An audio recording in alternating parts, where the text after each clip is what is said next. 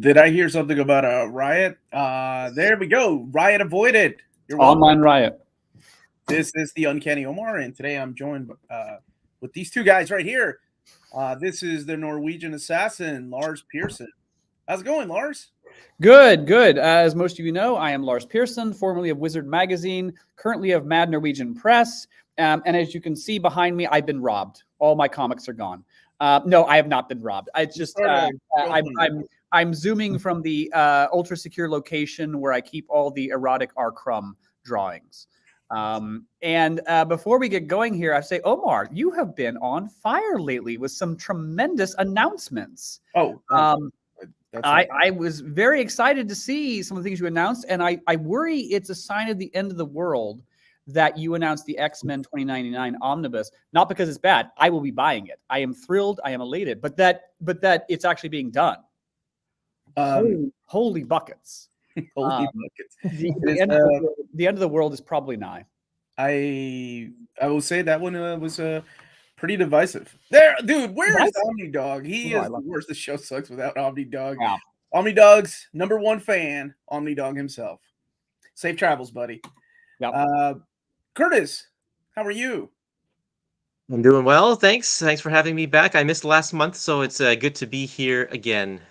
As always, I love going through these things with you too. Yeah. You did miss last month. Where were you? Getting a haircut. I was on vacation. Mm-hmm. Yeah.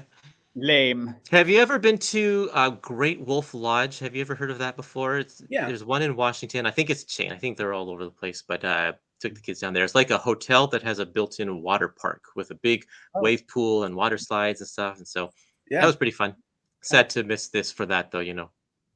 Now, did you actually enjoy this vacation? I hear that parents often take their kids on vacation and the kids have a great time, but the parents hate it. And it's just something you pass along. Or did you enjoy this?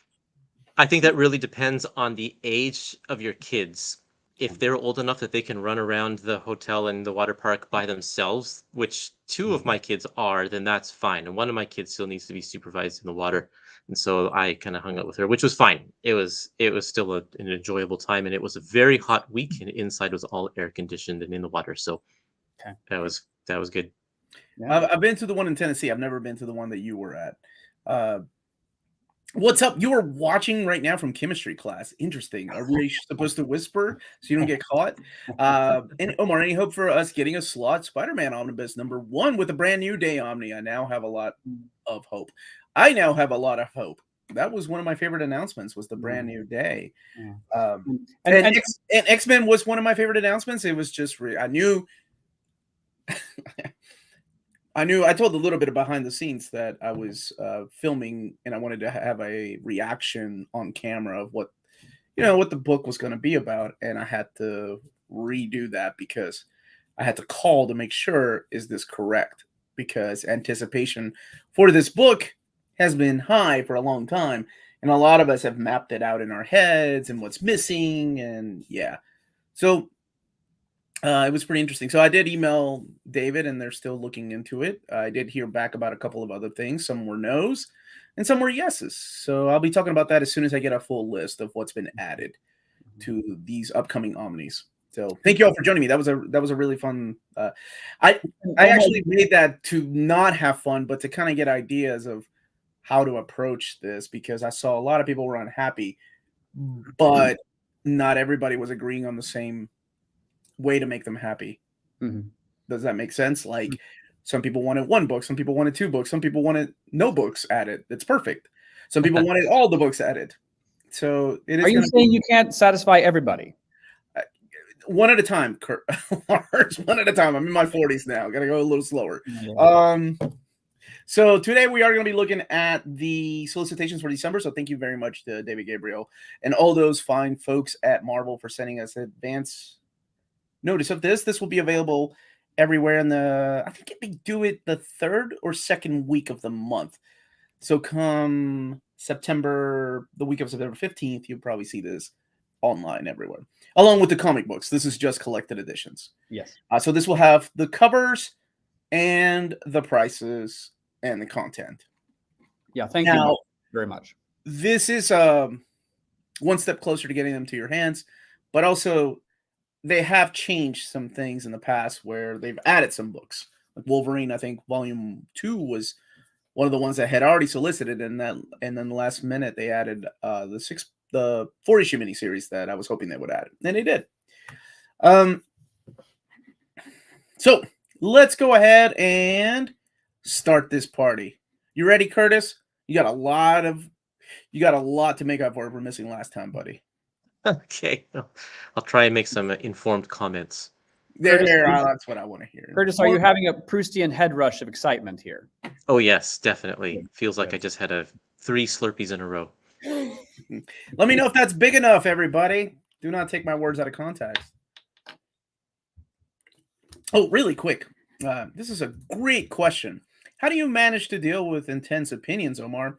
Is it a zen state of mind? Block out the bad, harness the good, Happy Gilmore? No, that I'm just always drunk. That's how I manage. That's my secret. I'm just constantly drunk. Just dull the pain. I have 2. How about this? I have I think having kids has really prepared me to deal with an overall difference of a strong opinion, because both of them differ in what kind of movie we watch or what kind of things we do for fun around here. So I'm not comparing people to kids, but I can balance it. I got to come in between sometimes, and hopefully we will get some kind of answer sometime soon. I know they are working on it and they're looking into it.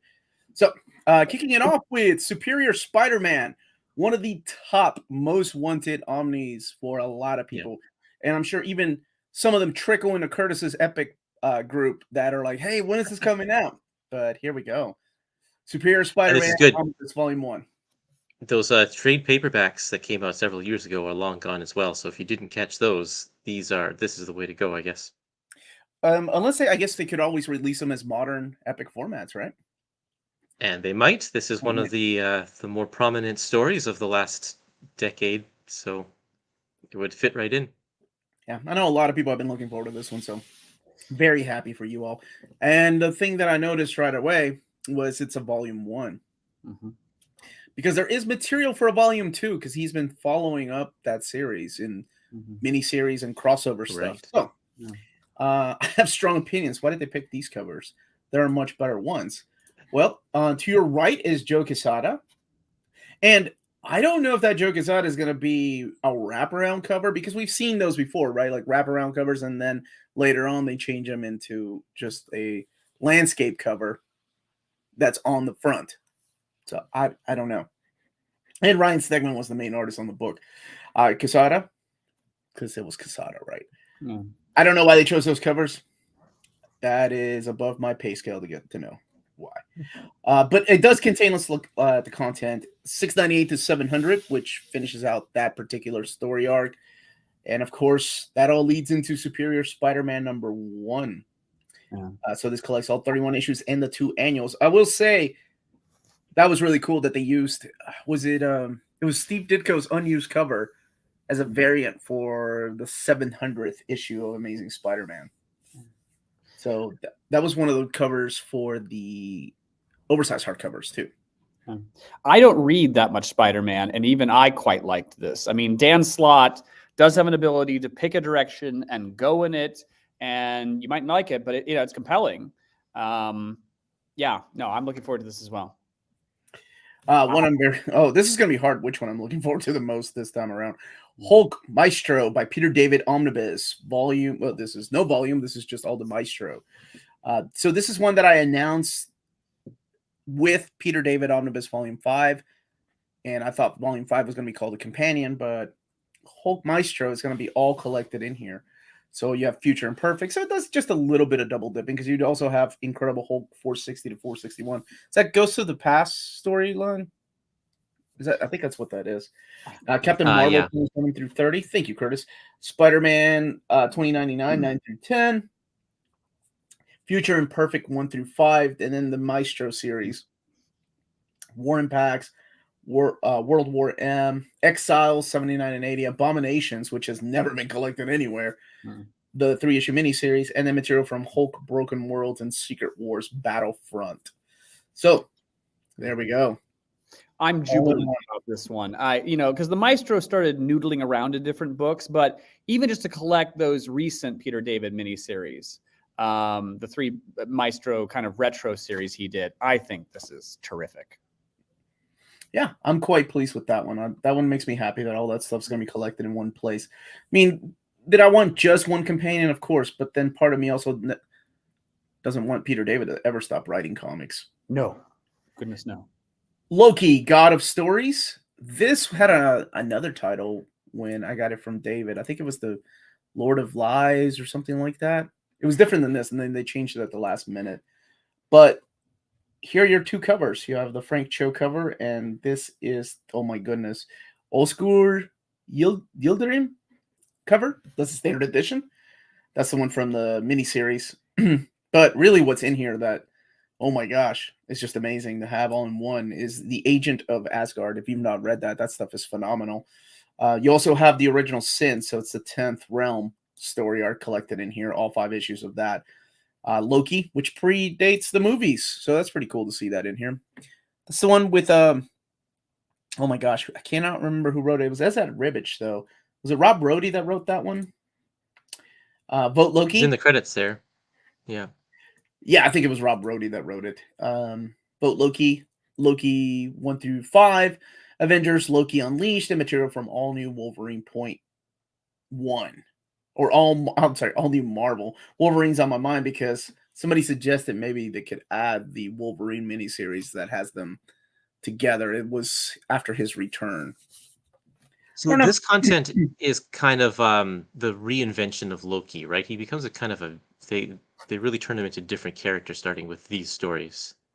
Yeah, like JMS obviously made it into a femme Loki, and then you had Kid Loki from Gillen's run. None of that is in here. And I'm kind of glad because it doesn't do double dipping with that, because Gillen's run needs to be read on its own. Doesn't have any of Gillen's Young Avengers as well. But it does have like all his miniseries, and I guess Agent of Asgard is almost like his ongoing series, really. Mm-hmm. So it's pretty cool. It's like, they did a classic omnibus with Loki, and now they're doing a modern omnibus with Loki. And I'm hoping they continue this trend with... Well, we've had a Phoenix, we've had Doctor Doom, but Doctor Doom was kind of all over the place. That covered like 6 decades of stories. Right. Phoenix covered the classic stuff. Yeah. But I like to see more of that.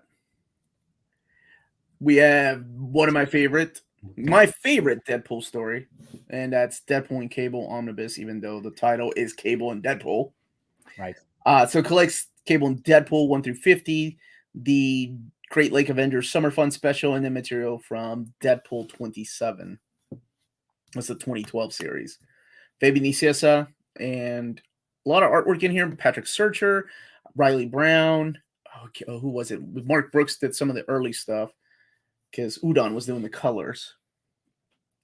So you have a cover by Liefeld, and you have the Mark Brooks cover. That's from issue number 50. Captain Marvel. This is one that is still... I'll announce if they're adding books to this one. Captain Marvel by Kelly Thompson, Omnibus Volume 1, because she is still continuing that series. So collecting the first 26 issues and Captain Marvel, The End. So both the Alex Ross cover and is it Jorge Molina? Yeah, Jorge Molina cover. It's $100, 624 pages. Now, I think I got to announce this, so this was huge. I'm curious what Kurtis feels about this. So they are bringing back destroy them. The Masterworks format. It is coming back with the original order that they were released in. So Fantastic Four #1, X-Men #1, Spider-Man I think Spider-Man's the one that kicks it off. Spider-Man #1, Fantastic Four, X-Men, and Avengers #1. They're all coming back, and they are the Masterworks format. Let me make sure. So June will have Fantastic Four 1. July will have X-Men, and then August will have Avengers. Now, that doesn't mean they're going to stop putting out the new Masterworks. It's just that they're reprinting them. So May will have the Amazing Spider-Man, and these are $75, 300 and so many pages, but there's new extras in the back, and the material has been remastered. The most they have been remastered. I don't think the iMac has ever printed a Masterworks. All the ones that I've been reviewing for the last couple of years has been the Donnelly printers. I think they have a contract with the Donnelly printer for these. What do you think about this, Kurtis? Still sticking to your epic, or what do you think about this run? Well, I think I will definitely stick with my epics. For us in Canada, the cover price is $95 for one of these, and we don't get the same sort of discounts that you get in America. So like that's just way out of my price range for such little content, even though it has nice paper and it's hardcover. Mm-hmm. It's just too much for a book. So I'm not getting these. Even the $75 price tag of the other, like the current volumes, is too much for me. I mean, they're still $95 in Canada if they're $75 in the US. However, I do like the fact that they're going back to these. Now, correct me if I'm wrong. Some of these have been reprinted before, right? Yes, Because yeah. But did they get the new coloring at that point? Because I know all of these old original ones that started in the 80s, they were completely recolored and they didn't follow the comic book coloring. Because my right. brother has the Fantastic Four one, so I know that for sure. Like it's not the same coloring. So these remastered, or whatever they're calling them, Remasterworks, they're going to be presented as they originally appeared in comics, like the coloring. Yeah, right? they're going back and remastering them with those colors as the template. So, do you remember? I know you don't get Omnis. I'm trying to think of something they did recently. Like I think of Fantastic Four Omnibus Volume 2. Like they used the new masters for those. I saw So the comparisons of that one. Yeah, very nice. So that's kind of what they're doing with these. They're going back to the color templates, because you're right. Some of the stuff had been modernized. So it's gonna be interesting to see how well they do. Because I know a lot of people have asked me, like, why don't they reprint some of the ones that only had one printing? And I think they just wanted to start with these because they want people to, of course, get them from volume 1 and start their own collection. I mean, that's what you do. Oh, absolutely. And this is the stuff that always sells. It's guaranteed to sell out again. Yeah, I mean, this is Marvel's prestige range, and it is more expensive. If you really wanted the material, it's available in cheaper formats, the Epic collections included. But you get it for the prestige. And yeah, I do get the Uncanny X-Men ones. Oh, you do? Yeah, I've gotten them from the beginning. But even I sometimes wrestle with, like, should I, which is better, the Daredevil Frank Miller Omnibus, or those 3 Masterworks that are basically the same thing? Again, for reasons of price. But in terms of, I mean, they're gorgeous. There's no denying the Masterworks are gorgeous. And like to speak of colors, like I'm not downplaying what they do. I think they do phenomenal things. But you would think you would really have to have a keen eye for some of the changes that are made. Like some of the colors. Like I remember looking at Mutant Massacre, for example. We just had a Masterworks of that. And in the Masterworks, there is no question that I think it's supposed to be Kitty Pryde instead of Rogue in one particular panel. But in the Mutant Massacre Omnibus, they had miscolored her. So the Masterworks are closer to the comic books. Yeah, I mean, I applaud their efforts to remaster and recolor, but of course, almost none of this is unreadable. As you say, you need a fairly keen eye. And I still have one of the original Dark Phoenix trade paperbacks, and it's like we've come a long ways since the days of dot matrix coloring. Yeah. Well, yeah, and my hope is that I know this is going to sound silly, but I know Kurtis also knows about this. The 90s, there was a period in the 90s, a couple of years, whenever they started using these computer generated colors that don't transfer that well when being scanned. Like those have to be almost remastered. Like it's weird to compare 90s to something like from the 50s and 60s, but they almost have to be given that treatment because The scans are It's just so bad.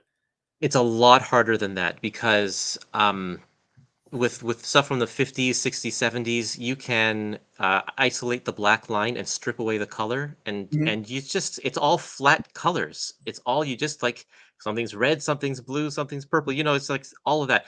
With computer coloring, if you're trying to recreate the very specific way comics were colored in the 90s, it's a lot of work. And so you have to spend way more time recreating that than you would have to restoring a page from 1960s Spider-Man. And I believe it. scanning is the faster option. And I'll tell you why, because for the people that are thinking, well, that's lame, but it's not just Marvel. Look at all of the trade paperback. Look at the newly released Cyberforce trade paperback or deluxe hardcover if you have it, or hardcover rather, and look at or Astro City or any of that era of 90s that introduced these new computer generated or computer or color separated colors. It's crazy to try to fix that. And most people won't, but most people are like, nope, that's good. People are going to buy it anyway. It's Spawn, it's Cyberforce. Yeah. Yeah. So I hope it's weird to think about Marvel Masterworks in the 90s. When they get to the 90s in about, oh my God, 10 years or so time. Wow. Yeah. Shocking. Yeah. No, I'm glad the Masters are around, but there's cheaper alternatives. You don't have to. But particularly stuff that I love in Masterworks format. Oh yeah, fantastic. All right. Did I mention controversial? Let's talk about Spider-Man Gallery Edition. So it's not the only one. There's also another Spider-Man Gallery Edition that was announced. Spider-Man Blue's coming out. There's going to be another one, but I can't say anything yet. That one I'm very excited for, and I am excited for Spider-Man Blue. But for the people that love this or love Joe Quesada's artwork, here is Spider-Man One More Day Gallery Edition, the story that forever changed the definition of marriage. And your relationship with your auntie. Has your marriage not gone the track of like a demonic pact to undo it all? Not yet. But Spider-Man One More Day Gallery Edition, collecting the crossover of Amazing Spider-Man 544, 545, Sensational Spider-Man 41, Friendly Neighborhood Spider-Man 24, and Marvel Spotlight Spider-Man One More Day. Yes, Spider-Man Blue Gallery Edition is coming out next year. I think a month or two after this one. So I actually talked about that when I was doing my top 10 books that tear me up, because I mentioned that, now you can tear up on top of your Gallery Edition when it comes out next year. I suppose maybe it is slightly weird that they picked this one rather than, there's probably tons of Spider-Man stories that are more beloved that haven't yet become a Gallery Edition. But you know what? Sometimes this sort of thing can be more satisfying. It's like, well, those other stories have been reprinted so many times. Let's do One More Day in Gallery Edition. Well, I think this was Joe Quesada's baby, right? And I think at that time when this was going to be announced that he was exiting Marvel, like he was leaving Marvel, so maybe this was like a goodbye gift. Or maybe it was the last thing that he's like, you know what would be great for me? If you print, I don't know. Or maybe somebody really likes the story. And there is also that every story is someone's favorite. I mean, if you did Capwolf Gallery Edition, some people would probably be thrilled. So, hey, you leave Martin Grunwald alone. Marvel Masterworks Daredevil 17, wrapping up Frank Miller's era on Daredevil right as he finished, like 191. So 182 to 191 in the material from the Elektra Saga 1 through 4 and official handbook of the Marvel Universe. Yeah. So $75, 368 pages. Again, this is what I was talking about. I will probably be getting this. Having Frank Miller Daredevil in Masterworks Prestige is terrific. I'm glad they're able to fit it all into 3 volumes. That makes it very nice. This is a must buy for me. And Star Wars Legends: The Empire. I'm so excited for this. This is volume 2. I feel like I just spoke about this the other day. Oh yeah, on Monday. So collecting a lot of the Dark Horse era of Star Wars. None of this stuff I've read. So I'm excited to read it for the first time because I really enjoyed volume 1. And Dr. Aphra, I have read most of this, all the way up until the Crimson Reign story arc. Collecting Dr. Aphra 1 through 25, 568 pages. This one is $75. And it is, people thought that it was going to get canceled with issue 25, but 26 was solicited last month. So it's still going on. I still haven't found out about the reprint of Daredevil. So hold on to your butts, man. Yeah, people keep asking me that. People have asked me about the mapping of there are a group of questions I've had for David. But at first we needed to take care of the X-Men stuff. So, and at that time, Priorities. The priorities, right? And at that time when I was asking about those things, I don't think they were ready to answer. So maybe we're getting closer. That, and what was the other one? The John Byrne Fantastic Four reprint. What does the spine look like? I don't know those answers yet. So Daredevil, Elektra by Daredevil and Elektra, I'm sorry, by Chip Zdarsky, the Red Fist Saga. So collecting Daredevil 1 through 5. So this is the new run after Devil's Reign.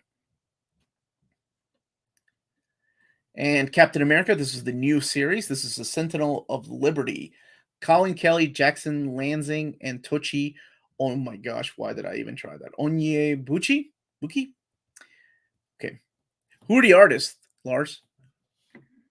I beg your pardon? I said, who are the artists on the book? Jesus Christ, man. Don't ask me to pronounce that. I'm Norwegian. He is not drawing this. That is Alex Ross on covers, though. Mattia, oh my gosh, Kurtis, give it a shot, Kurtis. I don't know. No, Mattia D. Lewis. Okay. That sounds good. Kurtis, as our in-house linguist, please get it right. No, that's not right. Ilulis. Mattia. We're gonna have to do Google pronunciation that one. I'm Norwegian. I just up and admit that I will massacre people's names to make an attempt at it. And Carmen Carnero, I got that one. Covers by Alex Ross, collecting Captain America 0 and Sentinel of Liberty 1 through 6. Michael C is saying this is how you say it.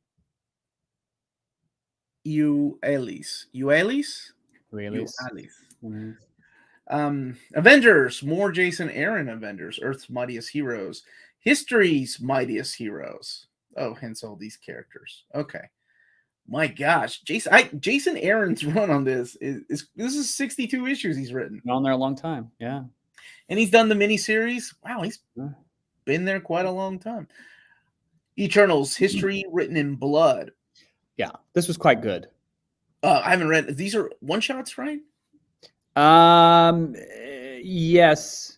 Let's see. Eternals, Thanos Rising, yeah, Rises, Celestia, and the Heretic, and then material from What If 24 through 28. I've read the series, and I'm really enjoying the series. Yeah, it's an interesting take on the Eternals. Again, I was surprised that it deviated from the Eternals movie in some important regards, because you would expect that they would follow the movie, but well, they did follow the movie as far as like the gender of all the characters that were female in the movie are now female in the Eternals comics. They did change that up, but for example, the method by which the Eternals stay immortal is quite different here compared to the movies. So, and of course, then inevitably Thanos becomes president, basically, which is also quite shocking. So I've enjoyed this run. I've enjoyed them funneling. Actually, the Eternals versus X-Men storyline has been much better than one might expect.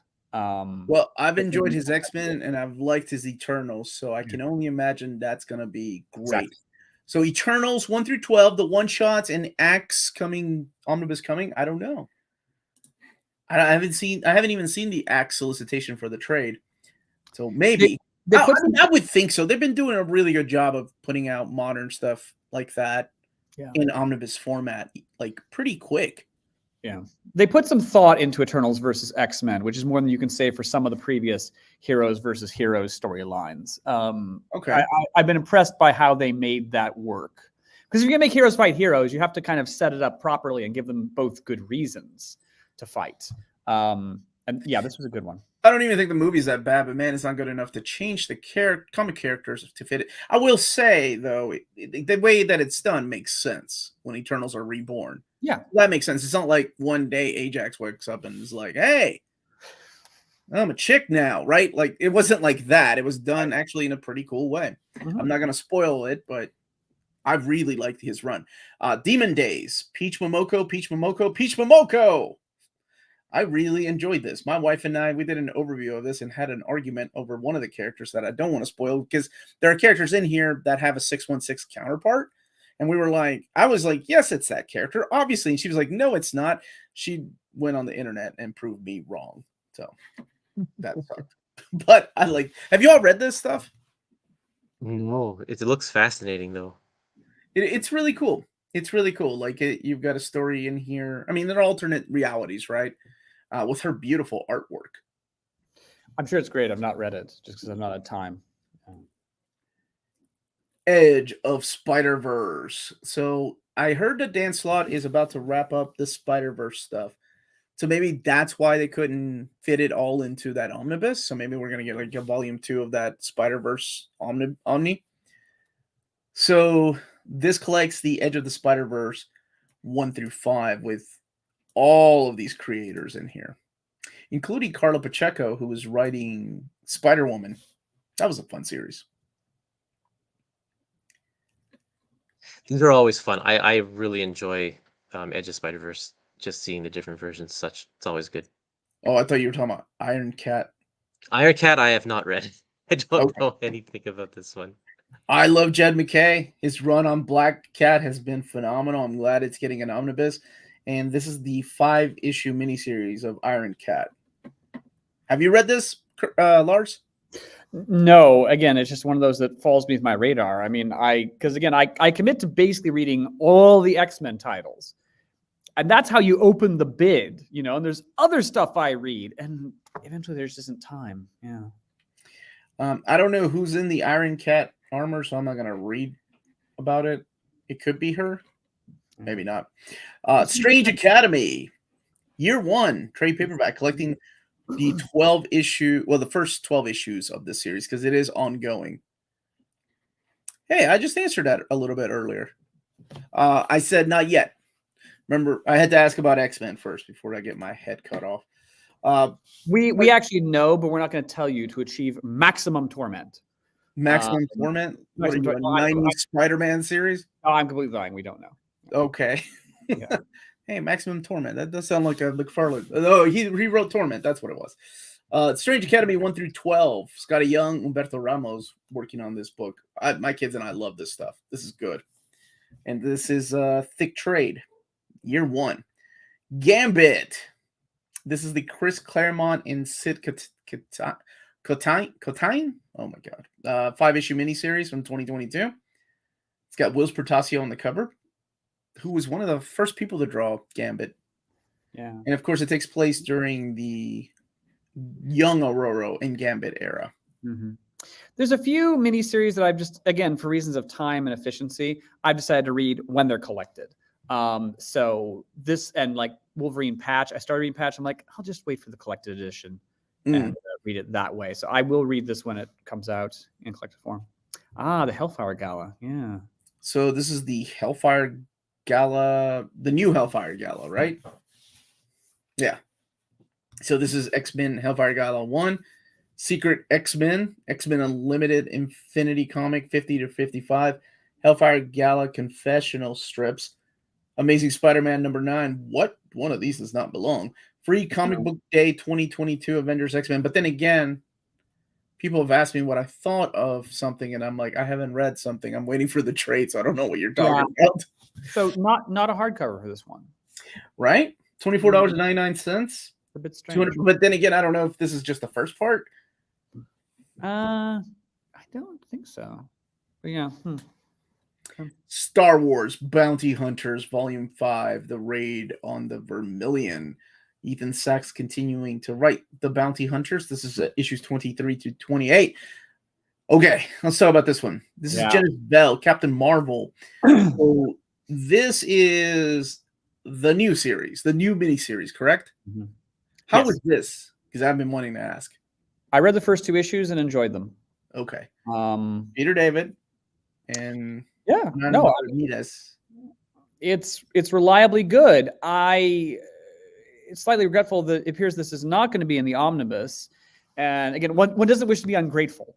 I am thrilled and elated that there's a Peter David Captain Marvel omnibus coming out. But it might have been nice to include this But then again, that omnibus is gonna be such a monster of a book anyway that maybe there just wasn't 60, I think it's 61 issues, if I'm Yeah. not mistaken. staggering. So Huge. I can always buy this one separately.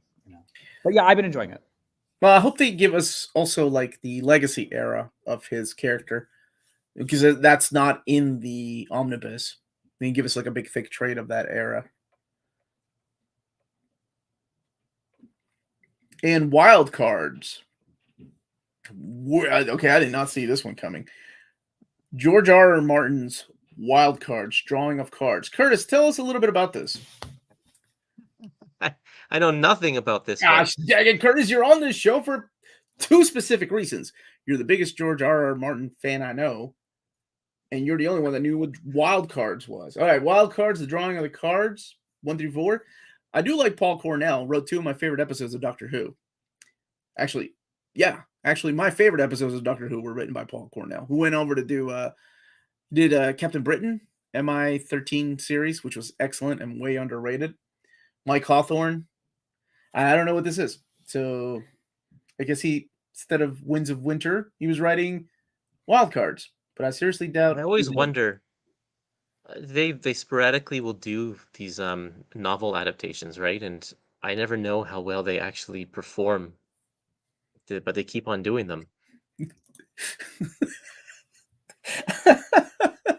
Wild Cards looks like a straight VHS movie starring Eric Roberts. You leave Eric Roberts alone. He was the master at one time. I think it depends. Yeah, it depends. Peter David worked on the Stephen King Dark Tower comics, which is excellent. And Peter seemed to indicate that those sold shockingly well. Well, so this yeah. This reminds me of like Anita Blake, like that era. Mm-hmm. I don't know how well it's going to sell, right? I have no idea how those sold. Am I wrong in thinking Wild Cards is the series that Neil Gaiman back in the day pitched Sandman. To George R. R. Martin to be part of Wild Cards? And this is back in the 80s. And George R. R. Martin went, "Who the hell are you, Neil Gaiman guy? You have no standing. Get the hell out of here." And then Neil went off and did Sandman with DC, and everything wound up fine because George R. R. Martin told him to piss off. Well, look who was right in the end. Yeah, I know. Well, I guess one of those guys had a successful TV show, and the other guy's still hoping they'll renew. I like Sandman. I'm just saying that I'm hoping that he's still hoping they'll renew in season 2 because it's freaking Netflix. Oh, I'm sorry. I thought you were stabbing at Game of Thrones. Anyway, X-Men Game of Thrones up until a certain point. Anyway, X-Men Epic Kurtis, here's your moment to shine, baby. Except it's X-Men, so I may take it from you. But you go ahead and tell us about this. This is a reprint, a new printing of Volume 4 in the X-Men Epic Collections. It's the period between when the original series was canceled but before the launch of the new team with Giant Size X-Men #1. So it's a hodgepodge of different things. But it's been out of print for a while, and people have been asking for it. So here it is, new printing. This is not in the omnibuses, is it? Correct. Yeah. This is what one of my dream omnis would be X-Men 2.5. Or 2.5, because they could put this and then put the hidden years in one omnibus, and holy moly, you got yourself a stew. Yeah, this is great. This is stuff that's only in the box set, and it's available in Epic. That's the beauty of these things. Like, I love the fact that the Masterworks are different, the omnibus are different, and then the Epic collections are different. The Epic, in this point, like, they win, because holy crap, this is everything that's in between the cancellation of X-Men, right? And then the beginning of Giant Size 1. This is all those missing issues where Beast becomes the blue. Well, he was gray at first. Furry Beast. You have the Magneto appearances, the X-Men appearing all over the place. And even issues of Defenders make it in here. It's great. Yep. I feel like they did do Masterworks of these, but they've been out of print forever. Yeah, I think it was split between 2 Masterworks. Yeah. I used to have them. Yeah. But I don't think even the Masterworks, there was one thing that was in here. Maybe it's in the box set. Maybe it's the box set has the. Maybe I'm thinking of something. Always nice when they reprint this because it was, I think, going for pretty high money on the back market, like over $100 or more. Yeah, so very nice to have this back in print. Yeah, I think it'd be good to have that, and for Omni people, right? For people that only get oversized hardcovers, to have this and Hidden Years in one book. Ant-Man, Giant Man, Epic Collection. The book that was never supposed to have a volume 2. What happened, Kurtis? Well, we got it. we announced that just I know earlier this year sometime. But yeah, this one's actually surprised that we're getting a new printing because the first printing took so long to sell out. It was available for a very, very long time. But now it's out, and they're going to be releasing the second Ant-Man a couple of months after this solicitation is out, I think. And so here we are. We need the first volume back in print. But I mean, this is all like this is Well, Stan Lee and Jack Kirby, so I'm surprised it doesn't sell better. and isn't this going to coincide with the new Ant-Man movie? Oh, there you go. Coming out the same month, Ant-Man Volume 2. I thought it was a little bit later, but there you are. Yeah. When does Quantumania come out? That's I think it might be February. March. February? Yeah, well, it's right around there. Yeah. So these are in anticipation of that for sure, which is nice. I'm glad. But yeah, this volume 2 is collecting, let's see, a lot of the stuff that the rest of Tales to Astonish, which is the Giant Man stuff, and then moving on to collecting the other Ant-Man and Giant Man characters, like what's his name? Scott Lang and Bill. Why am I blank? Bill Foster. Yes. So they finally heard your prayers and answered. Ant-Man 2. That's good. Avengers Acts of Vengeance. This is volume 19. So here you have the remaining of, I think, John Byrne's run and the start of Paul Ryan's run, right? When Byrne was I think it's the entire John Byrne's run. Okay, so you have issues 304 to 318, Annual 18, and Avengers West Coast 53 through 55. So it's the entire Vengeance story from the Avengers perspective. Yeah, which is practically the Acts of Vengeance anyway, because that's where the reveal is as to who got everybody together to go and kill some good guys or try to kill some good guys. So, yes, finally coming. And Amazing Spider-Man. Look who's on the cover, man. It's the New Warriors, baby. Got Silhouette. They changed the color the cover from the preview for this one. That's nice. This is a good cover. What was it? The preview? The preview was just one of the other annual covers, which I think was the previous Hero Killers trade had the same cover. Okay, yeah. Well, this one features our favorite cast of characters ever. Yeah, of Grace Marvel Comics, the New Warriors, like Firestar and Speedball. Silhouette even making it on a cover. Good for her. Yeah. So Hero Killers. This is volume 23, collecting 361 and 367. So it does have. How in the world did they not use Carnage? I'm actually really proud of them that they did not use Carnage on the cover. Yeah. And Annual 26, Soul of the Hunters also in here. And Spectacular Spider-Man Annual 12, Web of Spider-Man Annual 8, and New Warriors Annual 2. This Epic Collection is important because when this one is released, we will have the entire David Michelinie run collected in trade paperback. The entire thing from start to finish. From start to finish. New Warriors in an Epic, first day buy. Heck yeah, man. There's my boy Arthur. It was the cover to Amazing Spider-Man Annual 26 is what they were using before. Is Quicksilver in that Avengers Epic? His sister plays a big role in this. I don't think Quicksilver was... Well, no, he was in the West Coast. He was in a couple of issues. And clearly, the New Warriors are better than Carnage. Facts. Thank you for that. Go away, Wognado. Do not mention gold balls when we're talking about Speedball. Doctor Strange. Holy cow, there are a lot of epics this month. On Bleecker Street. There are a lot of epics. Collecting... Oh, wait, Kurtis, take it away. What is this? This is continuing the Doctor Strange Sorcerer Supreme run, collecting issues 48 to 61, plus an issue, Annual 3, Morbius Living Vampire 9, and some Marvel Comics Presents and Marvel Superhero Stories.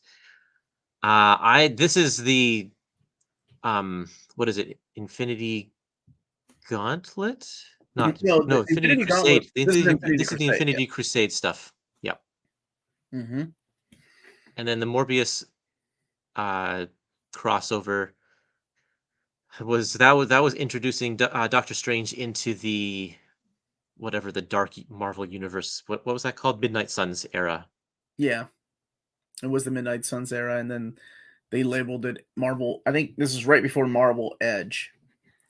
Finally, dude, Morbius is here. But I thought you gave up on Morbius, and I see you have Carnage now. You need to give up on Carnage and get on that New Warriors hype train. Star Wars. Wow. How many times have we seen this one? Do you remember, Kurtis? I think we saw this like 2 years ago, right? Yeah, it's been pushed so many times. I don't know why. It's just, yeah.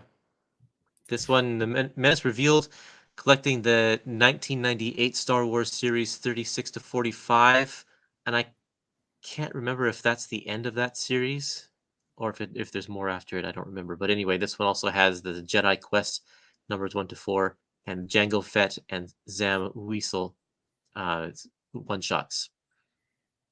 $39.99. I think they snuck the price in from a couple of years ago, so that's good. Wasn't updated. Keep it quiet. Ant-Man. Here's another Saga book. This is one of the big thick books that they put out. This is the Saga of Scott Lang. So collecting Ant-Man and the Wasp, Living Legends, Ant-Man and the Wasp from 2018, 1 through 5, Giant Man 1 through 3, Ant-Man, or is that the same book from 2020, 1 through 5, and Guardians Team Up number 7. 336 pages, $39.99. That, how big? This is all modern stuff too. Yeah, but how big is this one? The Ant-Man and the Wasp, because 5 issues, 8 issues, 10, 13 issues, 14 issues is not 336 pages. 150. Well, maybe it is. Yeah, maybe it is with that Ant-Man and Wasp Living Legends then. Will the Saga collections be replaced by modern epics? Not that I've heard. I think sagas are kind of standalone-ish things. Modern epics, I think they're keeping for runs, like actual runs. This time, at least, yeah. Finally, my dude is getting his own book, but one day we'll get an omnibus. I love that cover. The cover is awesome. Covers by Cal. Oh my gosh. Yeah, Lars' turn. Why me? I thought we were years at Wizard Magazine. You interviewed a lot of people. I thought you liked me. I gave Kurtis some really hard names, and I'm all about the hard names. I have one myself. I could not begin to embarrass myself by vivisecting this individual's name. I'm pretty sure that one is just new. Oh, okay. Easy peasy. All right, this collects. Oh, man. I'm a little upset they did a saga instead of an omnibus because Doctor Doom got a omnibus and Phoenix got an omnibus. Loki got an omnibus. I was hoping we'd get one. I think someone was saying that, a Kang omnibus must be coming at some point, you would think. But Cal knew. Thank you so much for that, Arthur. Well, and Kang's going to be more important to, it seems, the TV and whatnot next year. So maybe then. So collecting pretty much the important appearances of, Avengers 8 is in there. Fantastic Four 19. All new, all different Avengers 13. The 2016 Avengers 1 through 6. Back to the Basics 5 through 6. Moon Knight Annual number 1. Symbiote Spider-Man King in Black 1 through 5. Oh, that's right. That is a Kang story. Timeless number 1 in the material from Fantastic Four number 35. So you get to dabble a little bit in some of the old stuff and a lot of the modern stuff. 512 pages, $44.99. If people are fans of the TV show and are just buying this, if this is actually, because these saga books are meant as tie-ins to whatever movies are coming out, right? Yeah, movies and TV shows. So if someone buys this, they get Avengers, they get Moon Knight, and they get Spider-Man and Fantastic Four all in one book. It's a pretty sweet deal, along with the Kang story. Although I'm imagining, like, if you're coming into this from the movies and the TV and you have no exposure to the comics at all, and you're given this collection, like the stuff goes, it's everything from like 2000, the last few years back to 1961. I know. Well, tonally, that must be quite the shift. Well, and it's also a shift in the character too, because in here, just looking at the stories, you're not only just going to get Kang, you're also going to get Ramatut and Immortus. So pay attention, because sometimes you're going to be like, wait, who is this guy? Wait. I'm as geeky as anybody, and even for me, Kang's history still makes my head swim. I love it. I think unless you're Kurt Busiek, whose name I'm probably butchering too, you never fully understand it. No Saga of Salma Hayek. What? Was she in the running for something? Marvel Knights. I don't know what this is. This is a new Marvel Knights series? No, this is the 20th anniversary. okay, so it's collecting the 20th anniversary 1 through 6. Mhm. So you have the works in here of Donny Cates, Matthew Rosenberg, Teenie Howard, Vita Ayala, pencil by Travel Foreman, Nico Henriken. Oh my gosh. I just noticed that Punisher has this logo there. Oh. So does this take place back How dare then? they? Or... What's that? How dare they? Wait, It's a very good point. I love it. With Marvel changing the Punisher's logo, you wonder how often will they be doing retro stories. Okay, finally. So thank you, Aaron. This is the Reprint of Marvel Knights Yeah. 20th from 2018. Okay. Forget everything I got excited about. I mean, still exciting, but cool. I wonder if this is because of the new Disney launch of Daredevil and all these other lines from Netflix that are coming. Yeah. Miles Morales, The Avenging Avenger. This is the graphic novel line collecting Spider-Man 12 through 19, Spider-Gwen 16 through 18.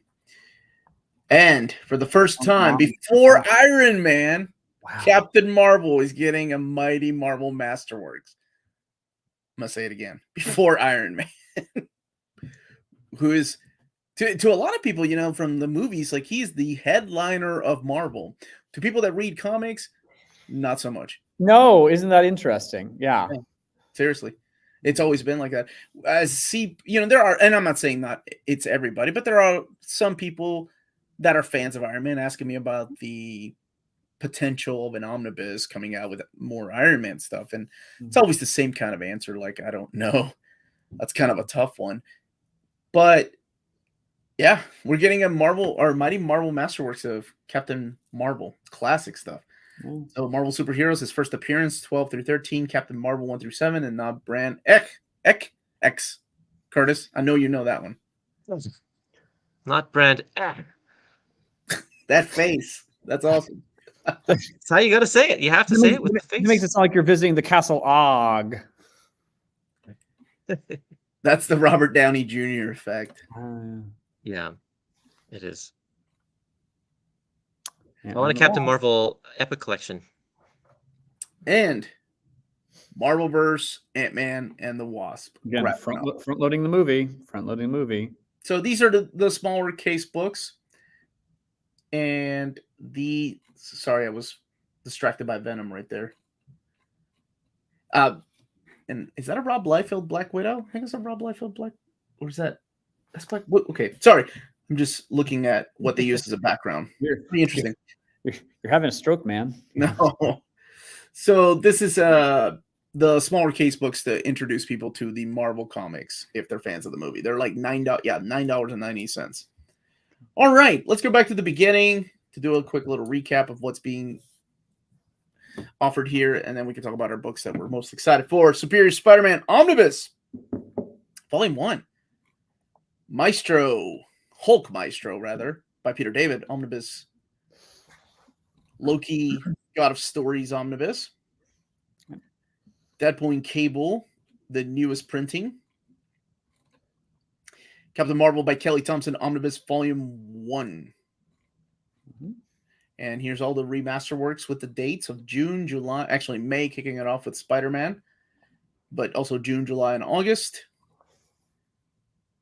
Amazing Spider-Man One More Day Gallery Edition.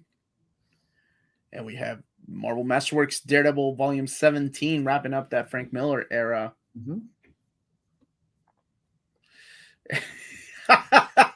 John, actually, you were one of the people I was thinking about who would constantly bug Omar wanting more Iron Man stuff, looks at him, mirror, starts crying. Hey, there are dozens of you guys, okay? Stay strong, brother.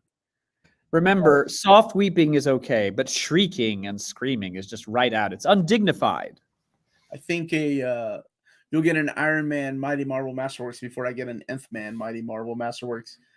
The Empire Omnibus Volume 2. And please smash that like button while watching. That means the world to us. And Star Wars Dr. Aphra Omnibus Volume 2. I dare you to make my day more disappointing. Give me. I'm sorry, Rebel by Design. I got nothing. You're getting, it's a $75 omnibus, so that's cheaper than $100. Is that a little making your day a little bit better? Daredevil and Electric by Chip Zdarsky Volume 1. This is the new Daredevil comics. And Captain America Sentinel of Liberty Volume 1. This is the new series. First 6 issues and issue number 0. Jason Aaron still writing Avengers and 11 volumes in. History's Mightiest Heroes, Eternals, a history written in blood, Demon Day straight paperback. These are the trade section. Edge of Spider-Verse, Iron Cat. We still don't know who the mysterious Iron Cat. Morbius is in there. Somebody said Iron Man's in there. Iron Cat trade paperback. Strange Academy Year 1, collecting the 12 issues, the first 12 issues of that series. Gambit, Thick as Thieves, the 5-issue mini from this past year by Chris Claremont. I don't think he's even done writing it yet. I think he's on issue number 2 or 3. X-Men Hellfire Gala Immortal. I love that Star Sync is on the Wars. cover for that one. What's that? I love that Sync is on the cover of that one. Yeah, I don't actually, know how big of a role he plays, but I should read it. well, I'm not going to spoil them what happens. Oh, Let's okay. see. And the Well, it's Hellfire Gala, so like everyone's in it, you know. apparently Mary Jane was even invited. Star Wars Bounty Hunters Volume 5, Raid of Vermilion. So collecting issues 23 to 28 of the Bounty Hunters. Genis Vale, Captain Marvel. This is the new Peter David series. Wild Cards, a fan favorite of Kurtis, the drawing of cards. And X-Men Epic Collection, new printing of It's Always Darkest Before the Dawn. This is Volume 4. And Ant-Man Giant Man Epic Collection, The Man in the Anthill. This is the new printing. That price is amazing. It's like the computer could make up its mind. $39.99 maybe? Negative 99 cents. 448 pages. And then we are also going to get a volume 2. So that one comes out in February, the reprint, and volume 2 comes out in January. This one's 504 pages and $44.99. Was Morbius invited to the Hellfire Gala? No, they saw his movie and immediately removed his invitation. They actually invited him and then uninvited him upon getting the preview of the movie. Yeah. Avengers Epic Collection, Acts of Vengeance, trade paperback, collecting a lot of classic John Byrne stuff, early Paul Ryan stuff, Feminiciosa, Michael Higgins, and New Warrior. I'm sorry, not New Warriors. Amazing Spider-Man Epic Collection, The Hero Killers. This is volume 23. So this collects the Hero Killer story arc from the annuals, as well as the first appearance of Carnage and all the other important issues in there. Nightmare on Bleecker Street. This is Doctor Strange Epic Collection.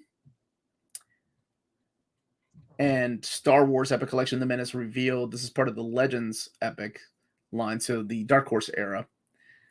Ant-Man, the Saga of Scott Lang. So a new Saga book featuring Scott Lang and Wasp. And my dude King. That is one awesome cover by Cal New. Thank you, Arthur and Kurtis, for pronouncing that for me. Marvel Knights, the reprint of the 2018 trade paperback. Thank you, Aaron, for pointing that out. Miles Morales, The Avenging Avenger, graphic novel, Mighty Marvel Masterworks. Can't wait for my kids to read this. The Coming of Captain Marvel. And Marvelverse, Ant-Man and Wasp. Graphic novel, $9.99, 120 pages. All right, gentlemen. What one book, and anybody that's watching live, or if you're watching this later, check out Walt's Comic Shop. That's what I was going to say. I was going to say that.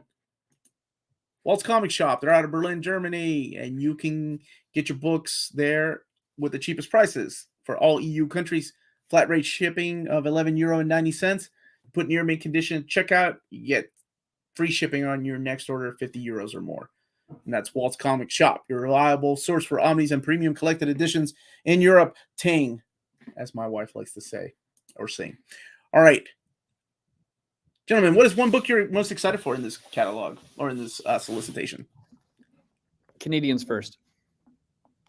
All right. Well, I am super excited about all those epic collections, but especially the Spider-Man one, because, like I said, all of David Michelinie will be collected, and that's my era of Spider-Man. You know, that's what I grew up reading, Amazing Spider-Man with David Michelinie and Mark Bagley. So it's great to have that all together.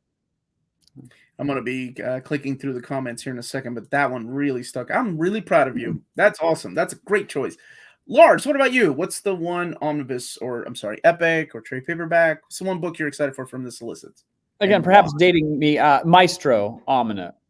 Ominous. The Maestro is ominous. Maestro Omnibus by Peter David, which is a nice, unexpected one. It will collect everything up to the present day that Peter's written, at which point, of course, he will continue writing more Maestro stuff, outside the realm of this omnibus. Yeah, I think this one's absolutely great. I'll be getting this. And then a close runner-up is the Frank Miller Daredevil Masterworks, because some of these seminal, influential titles, it's just nice to have them in the Masterworks format. Frank Miller Daredevil, they're doing John Byrne Fantastic Four, they've been doing Claremont X-Men. Yeah, see, I mean, gorgeous, just gorgeous. So Maestro rapidly followed by this one. Okay. I'm most excited for this one, the Empire Omnibus Volume 2. I think most people are probably going to be Superior Spider-Man, which makes sense. That's one that a lot of people have wanted for many years. But for me, I really enjoyed the first volume, and I hope it continues to deliver that awesome story that was in the first one. Like, it was so good. Completely blew me away. One of the best reads I've had this year. And I know these stories are old, like from the 90s, but I thought it was awesome. So I'm hoping that this one is just as good. I'm probably going to go with the Vader cover, though, because that always reminds me of the Star Wars droids cartoons, and I was never a fan of those cartoons. Dark Horse droids makes... Sorry, go ahead. The Dark Horse did some really good work. Isn't this is all Dark Horse stuff, right? Yeah. They did some really, really good work on Star Wars back in the day.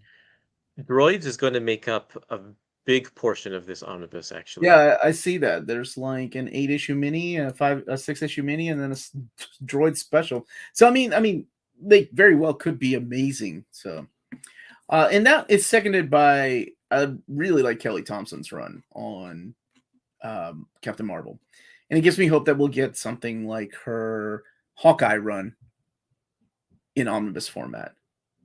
And I've really enjoyed this series. So it's good to see that it's a volume 1, and it's good to see that she has her name on an omnibus. Very cool. Let's see. Let me just click through here, and then we'll go take some Q&As. Let's see. Model Millie the model is Iron Cat. I'm glad you know Millie the model. That's good for you, man. You said there was some brouhaha about the X-Men 2099 omnibus? No. No, oh, we're not talking about that. No, it's X-Men 5. Only one book for me. This is around Superior Spider-Man Omnibus. Marvel should hire me to put out El Muerto Epic Collection. Yes. Hulk Maestro and Kelly Thompson's Captain Marvel, Loki and Star Wars Omni, Hulk Maestro, #1 pick for me with Superior Spider-Man Loki after that. Tiger. Oh, look at that. No, she's not. Maestro is my pick. Most looking forward to Superior Spider-Man, Mighty Marvel, Masterworks, Captain Marvel. I love that. Aphra Volume 2 and Black Cat Omnis. Black Cat wasn't in here, but that's okay. Superior Spider-Man, Avengers, and New Warriors. Spidey. I love that, man. It is the New Warriors Spidey Epic, not the other way around. No, not. I knew you were going to say El Muerto. Ant-Man Epic Volume 2. I'm surprised Kurtis did not say that the curse has been broken after many years, and he went with Ant-Man 2. I know, it was a toss-up. That one's probably close second, but I do love Spider-Man. Cable and Deadpool Omnibus and the Spidey and Doctor Strange Epics. Please don't be iMac printer, please. I have a mixed bag right now of books that I got in from Marvel. Some are Donnelly and some are iMac. Be Always Darkest Before the Dawn. Superior Spider-Man, but it's the only one I'm getting from this list. My #1, White Whale, Deadpool, and Cable. Finally, a man of good taste. And Superior Spider-Man Omni. Oh, are you leaving? Yep. You didn't come. You could have come down here to sing the jingle. Well, I didn't know. I know, but I thought you were. Sing it now. Sing it now. Oh gosh. All you gotta do is just throw the ting in there. Just throw the last line. Ting. Nope. Okay, that's good. I love you. Have fun. You're worth every penny he pays you. Yeah, it's too late. So the moment's gone. The moment's passed. Have to rewatch so I can watch the whole list. Thank you so much. And smash that like button while you're rewatching. The price on Superior Spider-Man's $125. As a matter of fact, most of these are $125 as far as Omnis. I want to say that Captain Marvel's $100 and Dr. Aphra is $75. Yeah. Darkest Before Dawn, Mighty Marvel Masterworks, Captain Marvel, another one. Yes, the Kelly Thompson Captain Marvel run is the most current one. Omar, Iron Man ever going to get a third omnibus? There's 2 people so far that have asked me for an Iron Man book. I don't know. Can we get a recap? Sure. Give us a second. Kelly Thompson all day. Give me that Hawkeye run too. Right? Thinking of Amazon, Guardians of the Galaxy, Omni glitch. Isn't the Omni actually? Oh. Gotta be careful with that Amazon. Maestro Omni plus the Epic collections. They should reprint Vader's helmet sometimes. All these black covers. Would love her. Yes, same here, Jenna. Would love to see her Hawkeye run. It's good. Gave the price of Superior. I did vote for that Deadpool. I'm glad you're getting it, man. And I just sent David a reminder of the next batch of books for reprints for Epics and Omni. So here's hoping some of the ones. I mean, the Epics are kicking the Omni's butt so far as reprints, though. We're getting a ton of Epic. I was looking at the list. And I'm like, well, that's not fair. Yeah, the Epics are huge. I think there's only like 8 Epics left to reprint. It's not a zero-sum game, man. It is for me. Omar, is David Gabriel aware of the reaction to Uncanny? Yes, of course he is. That's why I had the Monday chat, remember?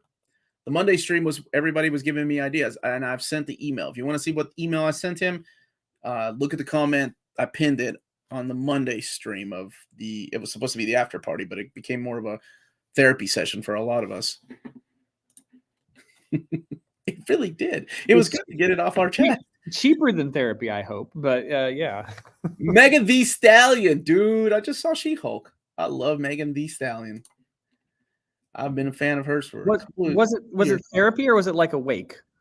I don't know. We did good though. We talked it out, so it's awesome. Happy to see better representation of women writers lately. Hope people buy them.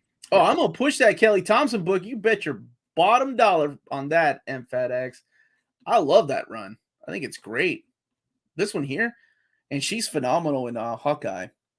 So it's a shame that what are they doing? Oh, they're doing the Gwenpool Omnibus, and that's the only place you're going to see her West Coast Avengers, which I wasn't the biggest fan of, but I do love the way that she draws Hawkeye. Yeah. Omar, has David said why Spider-Man Deadpool isn't in the Joe Kelly Omnibus? Probably because they're starting the new Epic line, the modern Epic line. I would take a guess that's why. I'm on the fence with Superior Spider-Man Omnibus because if I buy that, I have to buy 4 other volumes that are of brand new day Omnis besides. You don't have to. Yeah. I don't know yet. Yes, you do. No, you don't. No, you don't. Let me speak for the non-completists and say you don't. Don't listen. That was pretty much intended as ground zero, wasn't it? Or getting on the ground floor, right? Well, that is the one that everybody wanted. What I remember. And I feel like it can be read independently and it's great. Yeah. I think it was a cool place to start it. I wasn't happy with it. I'll be honest. I'm like, oh man, I really wanted Brand New Day to start this because people can experience some of the good. Then when you get to volume 2, some of the not so good.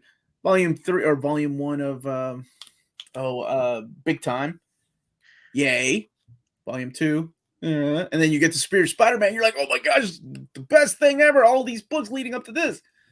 But I'm happy to be doing this and then Brand New Day Omnibus later on. Yeah. That's very cool. As a lapsed Spider-Man reader, I recall starting with Superior Spider-Man and, it took me right into it as far as I remember.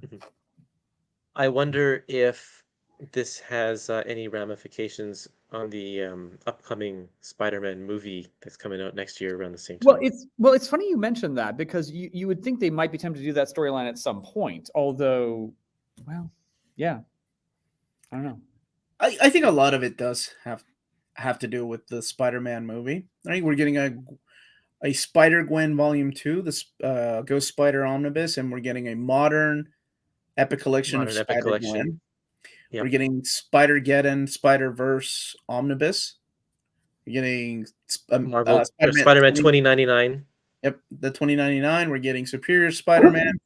We're getting a Peter Porker finally. Volume 2. Kurtis comes out next week. That's a long time coming. How excited are you? It's really excited. It's going to be great. I love those Star comics. I wish they stopped making those after Top Dog. Right. I'm sorry, Kurtis. Rest in peace. Yeah, I want that. I want that Um, Wally Wizard complete collection. But yeah, you wonder if they would do. Marvel Studios seems to be churning through the comics catalog fairly readily. I was not quite prepared to watch She-Hulk and see just how much of it was based on the Dan Slott run, which I think is great because the Dan Slott run is awesome. But you're like, oh yeah, that's where they are in terms of like absorbing in the comics. So you wonder if Superior Spider-Man is far behind. I don't know. I don't have an answer for that. I bought all the brand new Day and Big Time complete collections recently, so everyone can thank me for the brand new Day Omnibus. Thanks, Arthur. You made the sacrifice, Arthur. Thank you so much. I love Kurtis's wall of epics. So much goodness there. Mm-hmm. There is actually. I was gonna ask you, marinade. pan around. See, but Kurtis is also he. How do I put this? He's not a purist though. Look at all that junk that isn't epics. Like he's got all those trashy duck books and look at how it's watering down the epic glory. Donald. There's the Carl Barks there. I've started on Usagi Yojimbo. Most of this stuff here is comic strips. The Library of American Comics. I love your comic strips. Is that manga on the right? It looks like Ranma. Yep. I've got a spinner rack full of manga and monster and I don't know. Very Batman, nice. Batman manga. I love it. Love it, Kurtis. Very nice. Release dates don't appear to have been updated at PRH yet. No, they don't. I don't know if I should still go ahead and buy the X-Men event omnis I want to get, or just wait for the Uncanny X-Men volumes with those included. That's been the big question. And once I get an email back from David, and I'll let everybody know as to what's been changed. But a couple of years ago, I started a segment called Map My X, and that was one of the biggest, and of course it didn't help that I was drunk at the time too, talking about these things, but that was one of the biggest arguments we got into. We were like, is this going to be one book? And we came to the realization really quick that there was enough for 2 books in the material between Uncanny 4 and Mutant Massacre, just because it's a X-Men series, so they don't really fatten them up that much. Like they like to keep them slim because they know they sell. But the other big thing was, I think there had to come a point where they were going to split apart the events and then the ongoing series. But you're asking, like, Mutant Massacre would not be collected in Uncanny X-Men Volume 6. It would just be the Uncanny issues of Mutant Massacre. It wouldn't be X Factor, New Mutants, or Power Pack. Well, no, maybe Power Pack, because that does feature Wolverine. But it wouldn't be Thor. It wouldn't be those issues. When we get to Fall of the Mutants, the same thing. It would just be the issues of X-Men, because Fall of the Mutants, X Factor and Fall of the Mutants, New Mutants were something completely different than what the X-Men were facing in Dallas. But by the time you get to Inferno, that plays a big part in X Factor and one big important issue of New Mutants. I mean, it continues into X Factor, and then the Extinction Agenda, it's Uncanny X-Men, then read New Mutants, then read X Factor, come back to Uncanny X-Men. So those have to be mapped with that in mind. I mean, we're talking years down the road, of course, but that's the way that I mean, there's no way that there's no way you can collect Inferno issues of Uncanny X-Men without X Factor. And I think it would be a disservice to put a recap of what happened in X Factor in there. Well, no, you're right, but even then, there's still some stuff you can declutter. Oh yeah, you don't include the issues of New Mutants in there. One issue, but yeah, that's something that the issues of Excalibur are very good, but you don't need to have them. Personally, I prefer decluttering. Personally, that's why I often stick to the Masterworks. I totally understand the way Marvel does it. If you're going to do a Mutant Massacre omnibus, you want every single thing Mutant Massacre in there. Of course you do. I prefer the collections where there's not every single thing in there, because I don't want to need every single thing, even if it's good. And it just streamlines it. It just streamlines it for me. Now, if they have a plan, then awesome, more power to them. But I would love to see what that plan is. Yeah. So not only but other people can also think ahead. Yeah. right? Like, Well, yeah. Well, like- because not everybody has unlimited amount of space, unlimited amount of funds. sure. You No. know, you got to pick your, okay, do I want to get a Mutant Massacre with everything included? Or do I go the route of just Claremont's X-Men because that's what I really enjoy? Yeah. And I think that's the Masterworks route. I'm much happier with the Masterworks than that Marvel. And that's fine. That's Yeah. fine. But the, Well, I say this is even assuming that it's good. Frequently, it's not good because when you have that many creative teams in play, some of them are going to really hit the mark, and some of them aren't. And some of these, like the main story, is like really good, and some of the ancillary ones, they too are there. So, I prefer the Masterworks. So what I see happening, and is eventually in a couple of years, maybe 1 or 2. You are going to see something on the shelf that's Mutant Massacre, and you're going to see like Uncanny X-Men Volume 6 with those same issues. Now, whether you want the entire event, that's up to you. It kind of works in the way that sometimes the epics are mapped out that way. You don't get the entire event. You get just like that one important part from the event that is the whatever title you're collecting, whether it's Captain America and it crosses over with the Iron Man and Hulk annuals. You just get Captain America and then a recap page. So, The difference. Let me just finish one thought. What Lars was saying, though, Lars, that's the beauty of having these things in different format, though. Yes, is that Omnis can be mapped different. They don't have to stick to the formula of Marvel Masterworks or Epic collections. As an idiot like me would buy an Epic collection because those are not collected in an omnibus. Or I'm serious. I've bought one. I can't remember right off the top of my head. I've bought one stupid book because it added one issue to it. That's me. That's me. No, that's not everybody. I don't speak for everybody. I'm saying that's what I've done because I'm an idiot, and I'm like, that's more complete. I have not gotten there because, like, for example, if I was missing that one issue and I could buy it for $2 on Kindle, then I would probably buy that one for $2 on Kindle. Wow, do you think Bendis's Guardians of the Galaxy 2 will have Civil War 2 in it? It's not a great event, but the Omni would be like 20 issues otherwise. I was hoping the Black Vortex would be collected in there, but I believe Black Vortex takes place before that. So maybe they could fatten it up, honestly, with that. In my opinion, I'm sorry. Inferno should have been an Uncanny X-Men 5, 6, and 7. Just a straight reprint of those maps. Yeah, but then like that, I don't know. I'm not the one that's I think in a way in collecting. shut up, Rebel by Design. Do not call me out. I think in a way the streamlining for me reflects how I was purchasing them at the time, because there were some people who were buying all of them, and for me, if it was like Mutant Massacre or Inferno or whatever, I'm like, okay, I'm going to buy these books. I'm not going to buy the Power Pack tie-in. I just didn't. So I don't need it collected now. But yeah. These are all good questions, and X-Men is the one that really has started these questions, right? Or for a lot of people, these concerns, because at one point we are gonna find things like Spider-Man when we get to Volume 7 that, hey, I already have a lot of this stuff in the Roger Stern omnibus, but I don't have the other stuff that's not in there. So what do I do? Like, there's gonna be a lot of double dipping, and choices have to be made.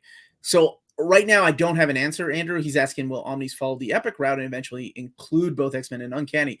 I love the Epic freaking mapping. I've told that whenever we look at the content, like, I love the way that they're mapped. Like that Bishop's Crossing is one of the most well-mapped books I've seen at Marvel, just because of the smart way of mapping issues 1, 2, and 3 of Adjectiveless X-Men.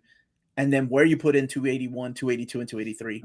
Brilliant. I loved it. I thought it was great. They actually put a lot of thought into that. So I'm hoping that is the way they do X-Men moving forward. And if that's the way that you like it, maybe that's, that's the route you go. I think Marvel is going to have a bit of a dilemma, like in terms of X-Men Omnibus Volume 6. No matter how you play those cards, the amount of double dipping is going to be pretty high. And does that make it worth doing or not worth doing? I think they're going to have to ask themselves those questions. Because if you already own the Mutant Massacre, you've already owned Mutant Massacre and Inferno Prologue and Inferno and Fall, So that like that makes me ask the question, like, back then we knew. Back then when these books were coming out, we thought, oh, cool, it's a big book of X-Men. It's cool to get one maybe every once in a while, every 5 years or so. Yeah. Because that's all we thought. I don't think Marvel thought at that time how well these were going to sell. I mean, there's no way. Like, because probably not. Now, by the time the epics came out, that's when they had a better idea of how the mapping was going to work. That's when, you know, Corey and his team and Jeff and all those guys had worked together to go, okay, here's the map of everything. This is the way we're going to do it in an epic format. This is the way we're going to do it in Marvel Masterworks format. And then along comes an idiot with his YouTube channel. It's like, oh, actually, could you please add this in there? It'd be great. Cherry on top. You were thinking with your heart and not your mind. Yes, exactly. But you know what I'm saying? Like, maybe they've had these things mapped for years, or maybe, like I said, they weren't expecting these things to sell, and then they had to change the game. I do know that by the time the epics came around, that's when they said, okay, I think we need to have a plan moving forward. You have to, right? Especially if you're releasing, was it Iron Man Volume 14? Was it 14? What was the first epic, Kurtis? Yeah, it was 10. 10, right? Especially if you're releasing a volume 10 of a book, you know how the other books are going to lay out. Yeah, they clearly quite meticulously mapped the epic range, which you'd have to do, you know, if you're not releasing them in order. Matt My Ex is going to be Matt My Ex is going to be nothing but I told you so's. Like between me and Riley, because he was going on about how we're going to have event omnis, and I'm like, you're stupid. That's never going to happen. And I was going on about how there's going to be 2 omnis between this. Yeah. I think one of the things that hurts also is that Marvel just reprinted so many of these omnis, these X-Men omnis. Mm-hmm. And now we're finding out, oh, I didn't need to spend my money on that because this mapping, I like this mapping better or something like that with what has been revealed with Volume 5. Well, but then that goes to, and here's the way I see it, right? As a fan of these books, am I willing to wait? Let's see. If it comes out in 2023, am I willing to wait till 2026 to own Mutant Massacre? Am I willing to wait until let's just say they speed them up. Let's say by 2028 is when we get to Extinction Agenda or Executioner Song, right, in 2031. Am I willing to wait that long to read these books again in oversized format when I can get them again? Because I know me, and I'm like, no, I'm going to get the first printing of whatever because I want it in my library. I know it's out there. I don't want to wait. Now, when the option comes to upgrade, because these will use the new masters, I'm sure they're using in the Marvel Masterworks, I have that option for me. Mm-hmm. But again, I am not everybody. I don't speak for everybody. Sure. So I'm one guy that thinks like that. There are people that are like, no, I need to make up my mind now. If I can save money and I can wait 5 years, then I'll wait 5 years for that book. Yeah. So it really is up to people and how, I guess, they spend or buy things. Let's agree that if you're Marvel, it's a good problem to have.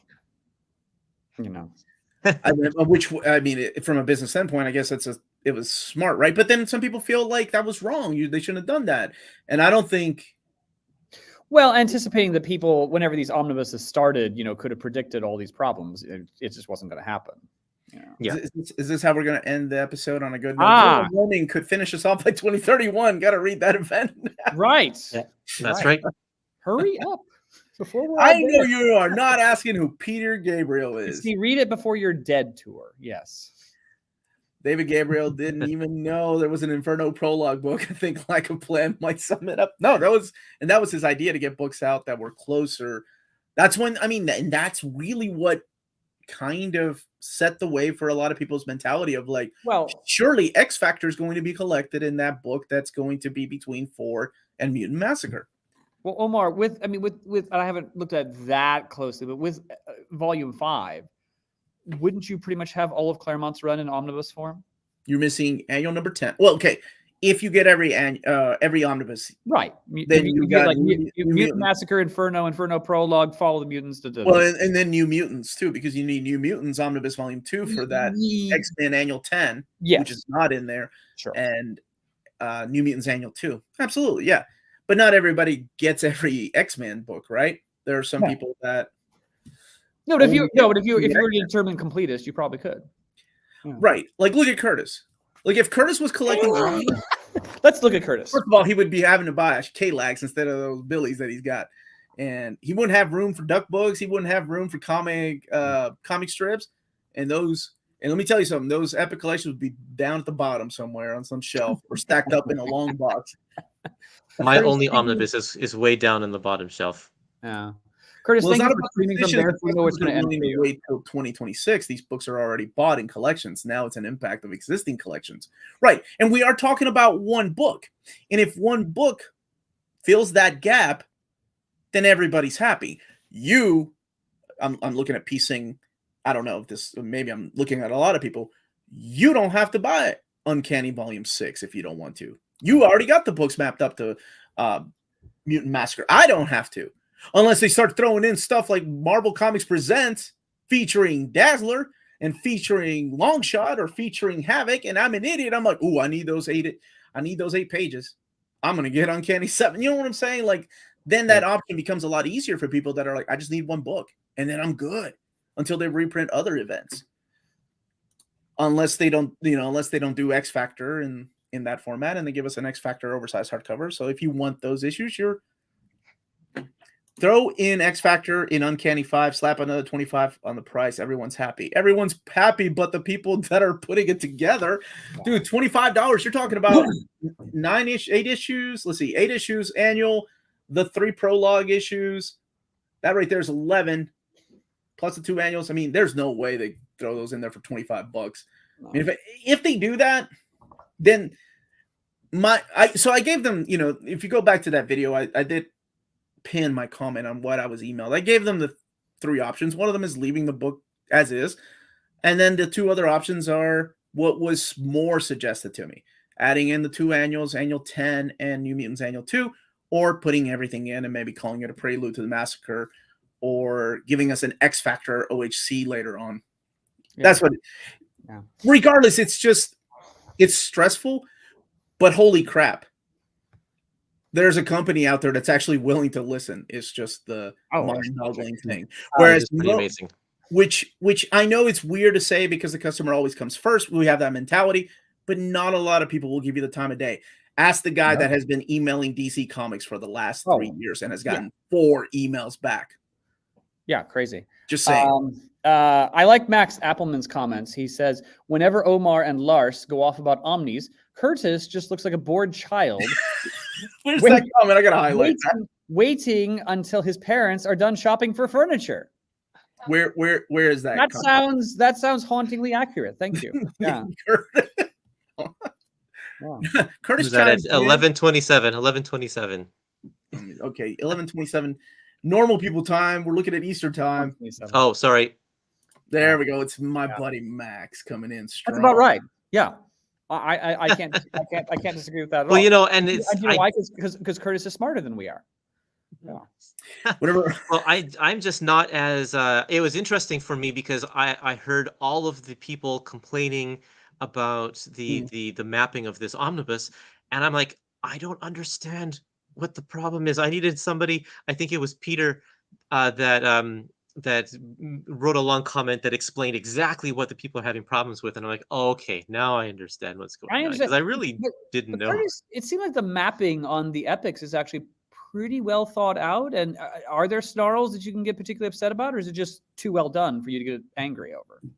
Oh yeah, there's definitely snarls. Like, for instance, the Wolverine omnibus that just came out has all of these Marvel Comics Presents issues that weren't in the Epic collection. Calm down, Kurtis, because you know that's going to happen with Uncanny 7. And you know my dumb butt that just said, I don't need Uncanny 7. I've got Fall of the Mutants, baby. Let's keep on trucking. I'm going to get that because it's going to have that Marvel Comics Presents. Because I love that issue. What was it? Havoc and the Return of the Living Monolith. Those have been collected. Yeah, for sure. No, I mean, I'm a completist, but I'm also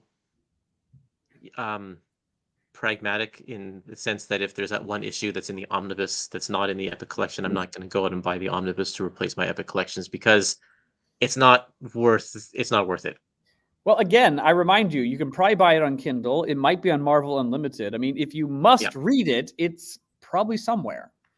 And it's probably in a dollar bin if it has been. Oh yeah. And by the way, you can just buy the single issues. Yeah. Are you talking digital? Yes. Go away with that hate speech. Well, wait, Omar, but when do you think buy the single issues. You can buy the single issues. by the single issues? This is the collected editions. When do you think Uncanny 1 through 4 will be reprinted again? 3 and 4 have the old spines, so when they're re-released, they'll have the new spines. I don't know when. Yeah, but you can bet they will. Wognado also coming in here, guys. Marvel Unlimited has all these issues for like $10 a month. Thanks, Wognado. What is wrong with you all? We're talking about things that fit on my shelf. And by the way, speaking of singles, I own very few singles, but I do own the full run of Peter David's Captain Marvel in single form because they didn't reprint most of it. You don't own anything, Lars, because the minute they take that away from you, you're gonna be like, "Hey, can I get that back?" You're gonna be like, "Nope, sorry, we don't have a history of you buying those Captain Marvel issues." Yeah, but now they're putting out an omnibus for him. I'm like, well, do I keep these singles? Do I not keep these singles? Yeah. I guess it's time for me to remind everyone that, including David Gabriel, that 2023 is the Iron Man and Avengers 60th anniversary too, not just X-Men. I thought I had to remind that since everyone talks about X. I'm certain Marvel knows. We have what is it? June 1963. That omnibus is coming out. That's a celebration of not just X-Men but also Avengers. Right. As it will have an Avengers variant. Yeah. Let me see. I'm still confused why they go with repeating this material. Omar, as you say, there are so many not collected stories waiting in line. Just fill the gap till Mutant Massacre and move forward. Okay. There is a reason that I can't get into, like, as far as like, it takes a lot of work to restore what they're doing, right?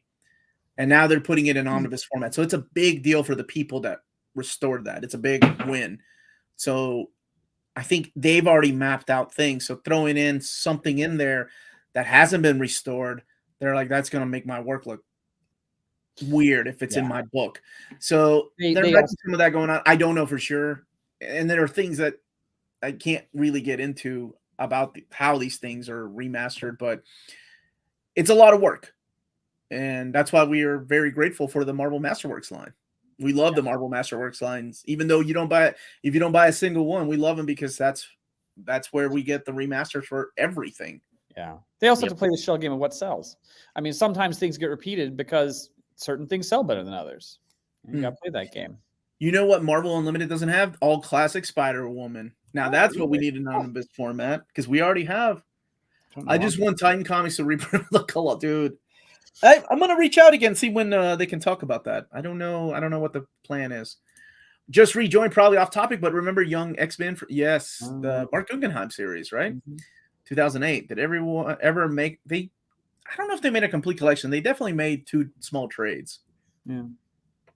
2023 is the 30th anniversary of the X-Men Collector's Edition Pizza Hut comics. Oh, right. Thank you for that. I don't know if was it called Abonoxo versus the X-Men. I don't know if that's been reprinted either. Which one? Obnoxo. Huh? Obnoxo, the clown. Obnoxo the clown. That's it. Obnoxo the clown. Not reprinted. Has that ever been reprinted? No, it has. Or a gallery edition. We could have a gallery edition of that. It's in it's in a thick trade with a bunch of Obnoxio's appearances. Yeah, it's called Crazy. Cracked. Crazy. Thank you. Crazy. Yeah. Mm-hmm. When they did a new, because the Crazy was an old magazine, and they did a one-shot more recently, and so they reprinted that one-shot with Obnoxio the clown and some old crazy stories. Okay. So there you go.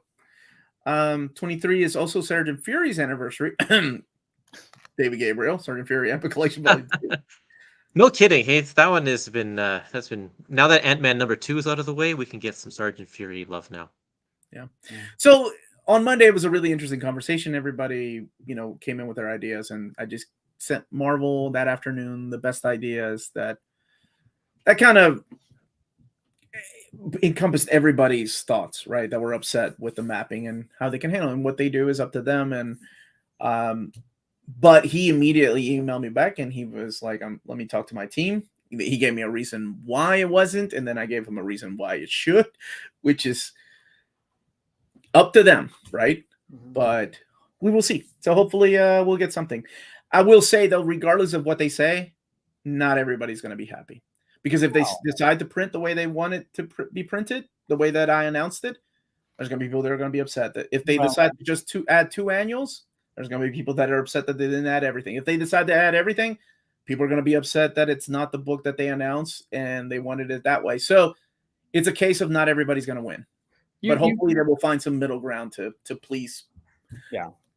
Most of us are going to end up buying the book anyway. You were talking about what happens, conflicting opinions, and you absolutely do the best you can, but you can't please everybody. I was at a Peter David panel, and they were talking about Star Trek, because there's junctures where they're going to do another Star Trek show. And people were saying, when they do a new Star Trek show, why don't they ask fans? Why don't they ask fandom what they want? And Peter goes, well, which fans do you ask? Right. Because, first of all, fandom's not united. And second of all, you can ask 100 fans and you will get 100 different opinions. You'll actually probably get 200 different opinions. And, you do the best you can, but not everyone is going to be happy. Yeah. So we'll see what happens. Middle ground. Never. No middle ground for you. Have you ever been to the Marvel offices? That would be a heck of a video. That would be awesome. I don't know if they're open back up. I think they're one of the few places that still most people work from home. Oh, really? I'm the only Omni fan who. No, you're not. I also want Nomad by Nisia. I want every Nisia subbook in omnibus format. Maybe not Super Pro. Don't tell him I said that. Definitely. And if they change Uncanny X-Men 5, people in the future will be upset with some. Oh yeah, wait until like Spider-Man 7 comes out and people are like, Omar, you need Marvel to change this. Yeah. No, right. Maybe we'll see. Middle ground. X Factor 1 through 4, 5 through 8. Get dumped. Yeah. Or the annual. X-Men 2099, any good? I'm a huge X-Men fan like yourself, but never got around to. I wasn't the biggest fan of that era.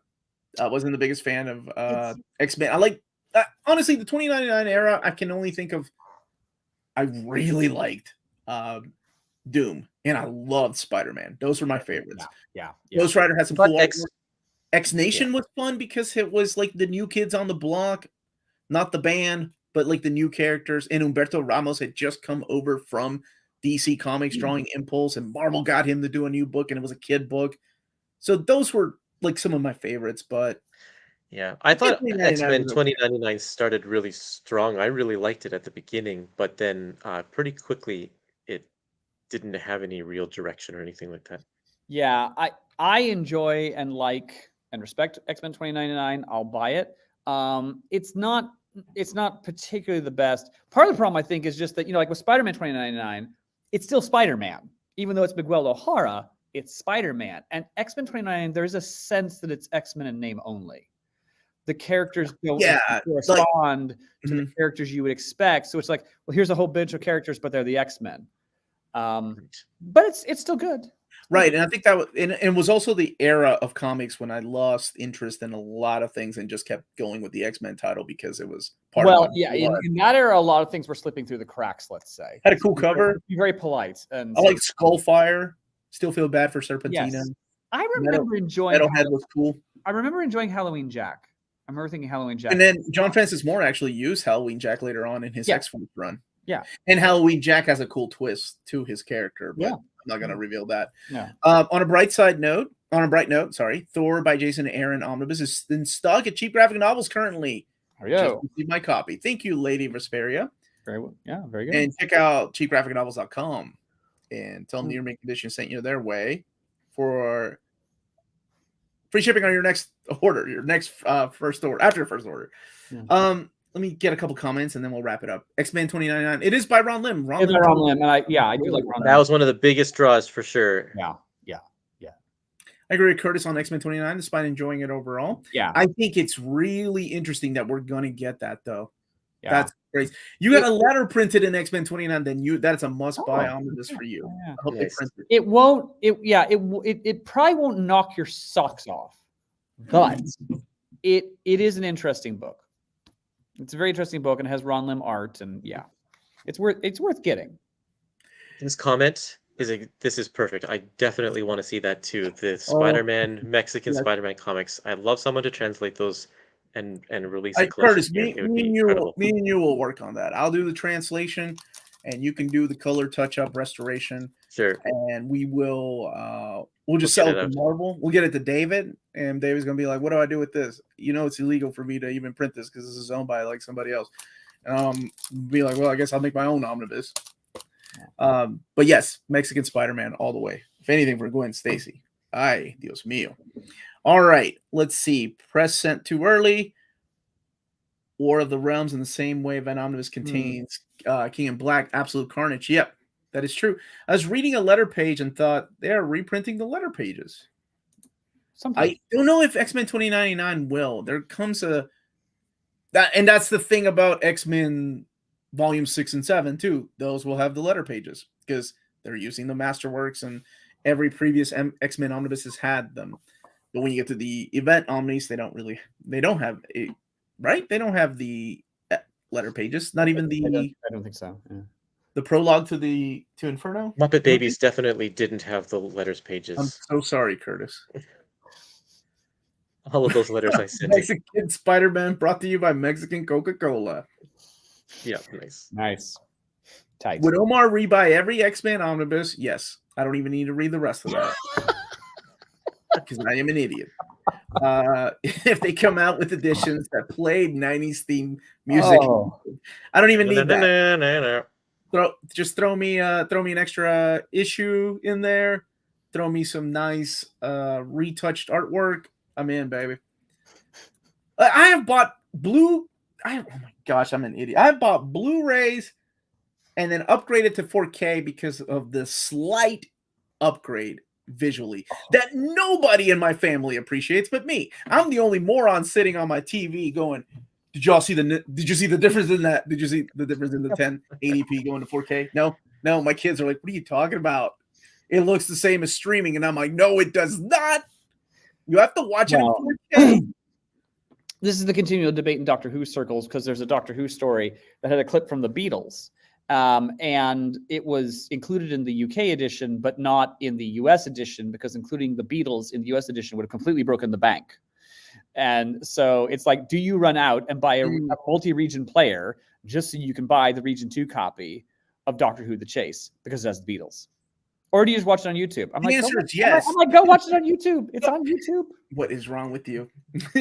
All right. Love these streams. Y'all need to read Wild Cards. It's George R. R. Martin, friends. Yeah. It probably taking on superhero universe. Chris Claremont wrote some of it. Okay. Say no more. I'm definitely going to check it out. It probably is good. Hold on just a second. There was a good question. Dang it. I missed it. Omar, do you think the DC Collected Editions department is doomed because of the Discovery merger?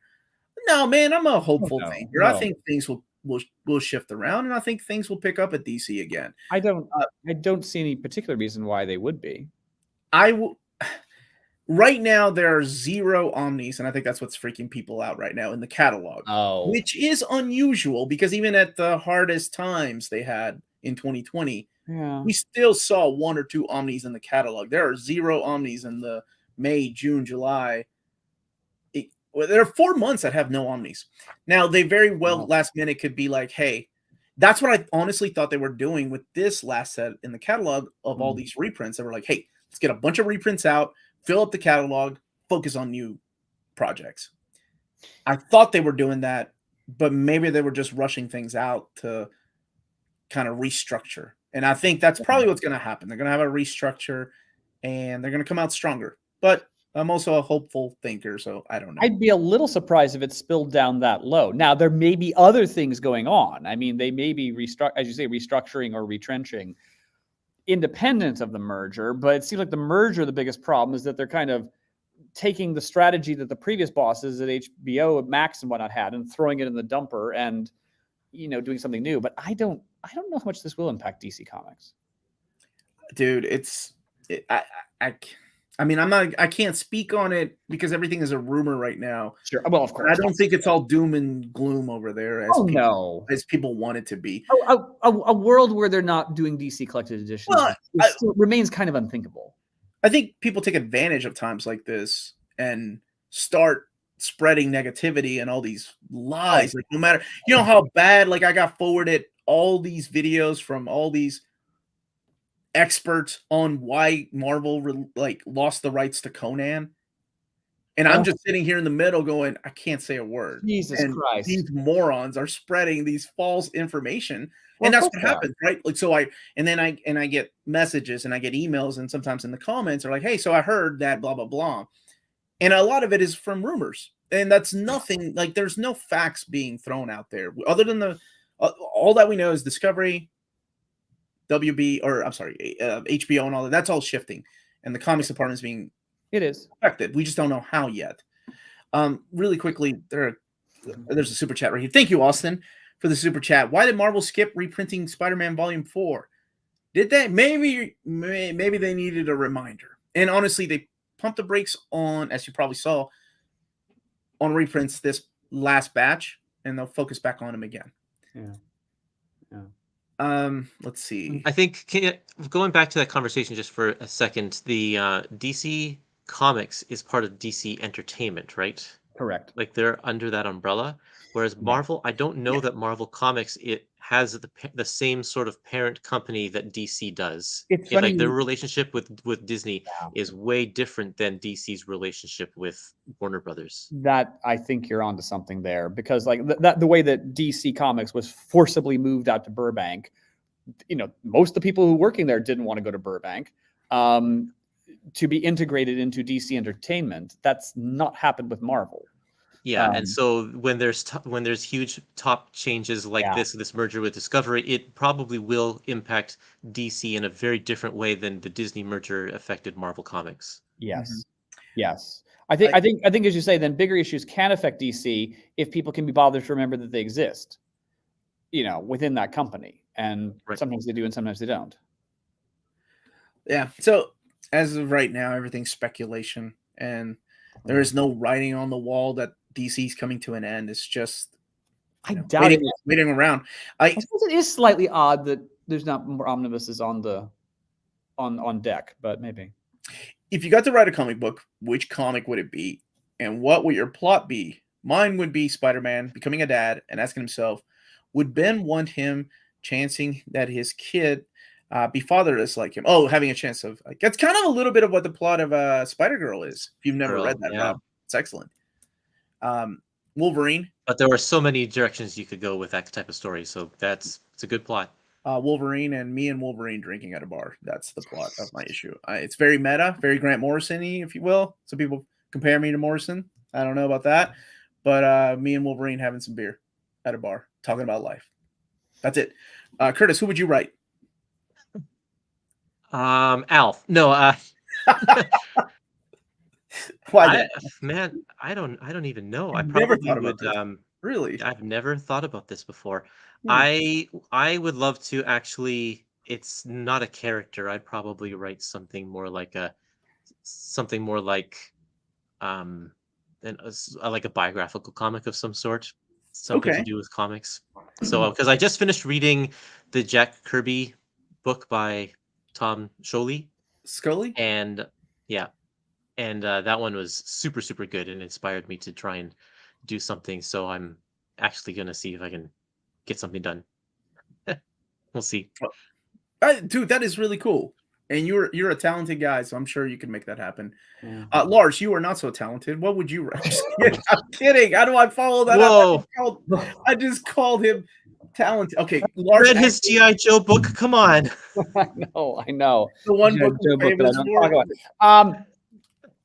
I do have an idea for, Norse mythology is my home mythology, and I in a way I do have a idea. I suppose technically it could become a Thor comic, but it's good enough that I might write a novel on it one day. Kind of dealing with Norse mythology. So, I mean, it's a bit obvious, but quite why they're not paying me on royalties for Thor, I don't know, because I'm like, my people came up with this, and I'm not seeing any benefit from this at all. Neil Gaiman wrote a probably spectacular, Norse mythology book. And I'm like, hey, buddy, make it rain over here. You don't know if he's like a fifth. I don't know that Neil Gaiman has swabbed his cheek to establish a Viking shirt. And if he is, God bless him. If he is, God bless him. Yeah. What about Doctor Who? How like the Doctor? Like who's your favorite Doctor? Sylvester McCoy. Okay, so he's the 7th Doctor, right? Yeah, very good. Yeah. I got you, dude. I got you. I'm a well-educated dude. All right, look, 7th Doctor. You wouldn't write him in the comic like teaming up with Thor, God of Thunder? Oh no, probably not. Okay, again, I squirm a little bit to go into details, but there is a Doctor Who story that a named Doctor Who author and I were pitching to a publisher, and it was going to be a graphic novel. And I cannot name names. We had assembled a team of like 15 artists to work on it, named artists who, if I reveal their names to you, your eyes would pop. And these people were willing to work on Doctor Who. Wow. And the publisher has Sounds expensive. Maybe yes, maybe no. I mean, like getting them to do like essentially a splash page because they love Doctor Who so much. A lot of them will just like, okay, I can dash that out in an afternoon. I'll just take the money. It was an impressive list. And so far the publisher has been reluctant to say yes to it. But I'm like, look at the names we have assembled, for God's sakes.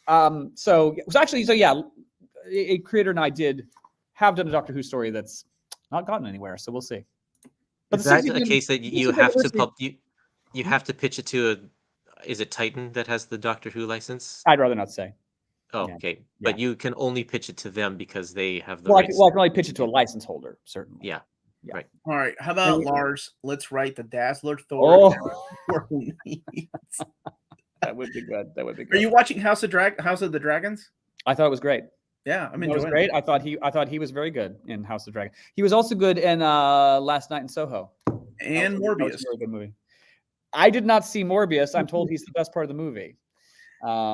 But yeah, Maybe. Doctor Who meets the Pink Panther. Nice. it Yes. is creeping up on 2:00, and I have to go in 90 seconds.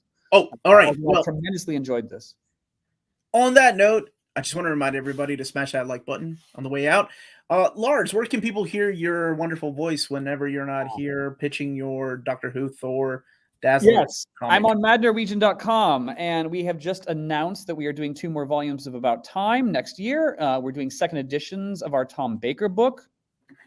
So we're doing, so it's going to be About Time 4, but now it's so expanded, it's going to be split into 2 volumes because the only way it can be done. And it is a true tour de force of the Tom Baker era. And I think that even if you bought the first edition and enjoyed the first edition, I think you will get a lot out of it this time around. I think a lot more has been added in there that, I'm like, wow, that's really good. It's really good. Okay. And Kurtis, where can people find you when you're not hanging out with us? You just have to head over to epicmarvelpodcast.com or search Epic Marvel Podcast on your social media, and you can find me there. I haven't been doing new episodes through the summer just because with the kids home and stuff, it's just too busy. So once school starts back up again next week for me, I will get back to doing some more podcasts. Awesome. And get back to doing a top 10 most wanted epic list with me. Oh, yes. Yeah. That's also has had to fall by the wayside. Sorry about that. You all can keep chatting. I have to jet, but you keep talking. It's been a blast. I so enjoy these get-togethers. So thank you for including me. Us too, man. Thanks, And Lars. Yep. we'll Good to see you as month, always. buddy. So yes, I will be back tomorrow. It'll be the upcoming collected editions for the month of September. Hopefully, no more delays. Saturday's the live stream. Sunday is my top 10 essential buys or must reads for the month of September. And that's it. Monday, I think, is my overview of Brightest Day. And I'm sure I got a couple of other things. But again, thank you to Marvel, David Gabriel, all the folks over there for giving us advance viewing of this, just as the collected editions part. This will be available on websites here in about 2 to 3 weeks. Smash that like button. Check out our Patreon. Great ways to support the channel. Everyone stay healthy and safe out there. Much love. I'll see you on the flip